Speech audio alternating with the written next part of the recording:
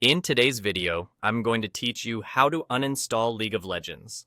We're going to use the built-in Windows tools so you can remove the game cleanly and without hassle. Start by going to your Windows search bar.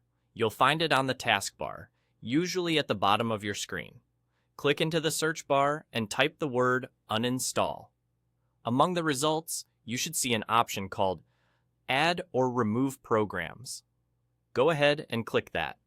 This opens the Apps section of your Windows settings, where you can manage everything you've installed on your computer. Once the Apps and Features list appears, you'll see a catalog of programs installed on your PC. You can scroll through the list, but the quickest way is to use the search field within this window.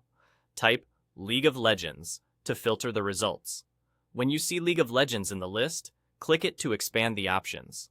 You'll notice an Uninstall button appear. Click Uninstall. At this point, Windows may show a confirmation prompt asking if you're sure. Confirm to continue. The League of Legends uninstaller will open and guide you through the removal. Just follow the on-screen messages. They're straightforward. If your system asks for permission to make changes, approve it so the uninstallation can proceed. If the game is open or running in the background, Windows might prompt you to close it first. Allow it to do so if prompted. Now, wait for the uninstallation process to complete. This can take a few minutes depending on your system. It's best not to click around or close the window while it's working.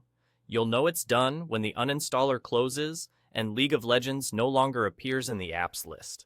If you still see it, try refreshing the list or waiting a moment. Sometimes the list updates after a short delay. That's really all there is to it.